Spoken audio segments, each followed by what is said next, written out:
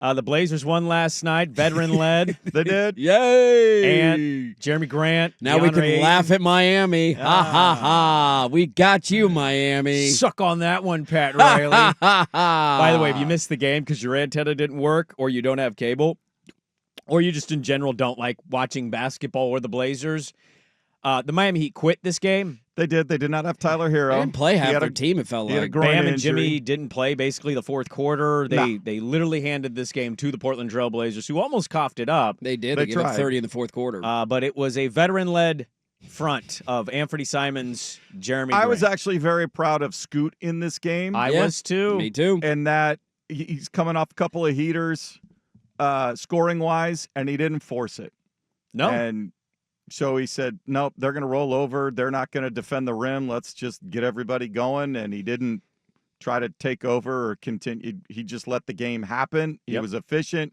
They didn't commit a turnover in the first half. That's how bad Miami's defense was. That was the first, by the way, Habistro gave the stat, first team in NBA this season to not have a turnover in the first half of a game. It's a pretty remarkable stat. Look at us, one of the worst teams in the league, and Of we've all- got So, the yeah. best stat. Of all the teams to do it. So if you're Could have going to never guessed it'd be us. Look at us. if you're going to start to want me to believe that Scoot Henderson can be a starting point guard on a playoff-worthy team, Sure. this game goes top of evidence where he's assessing the game and he realizes everybody's getting some tonight. I don't need to do it Take all what by they give you. myself. You don't have to go take 13 shots if they're not No. open or if other guys are knocking down buckets. Yeah, But he hit shots. He You did know, hit a when they couple were threes in the there. second half when It he was needed what to. was he 5 for 9, 4 for 8, something Yeah. like that? efficient. I had the same takeaway. It was really nice to see that level of control. The assist numbers were good. Like I think if we're envisioning Scoot and what his future is in the NBA, the thought is more of a traditional point guard, setup like an man and old school. distributor. Like I'm going to be a pest defensively. I'm a great athlete. I can drive to the rim and finish every now and then.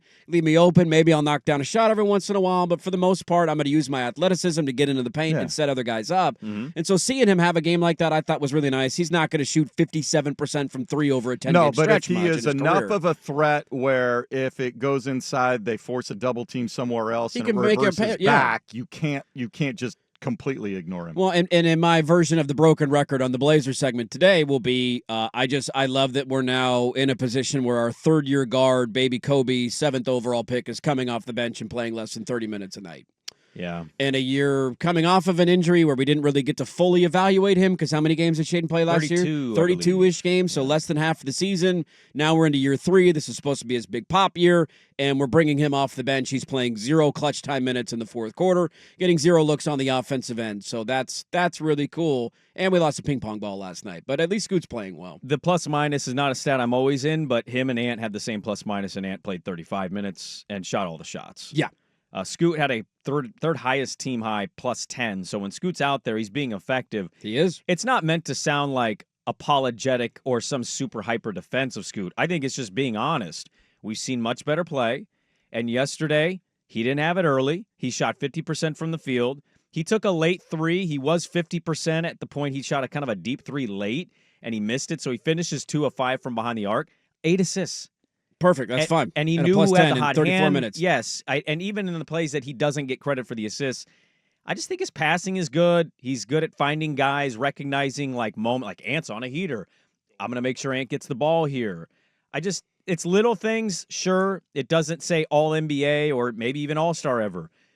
But you got to change the expectation.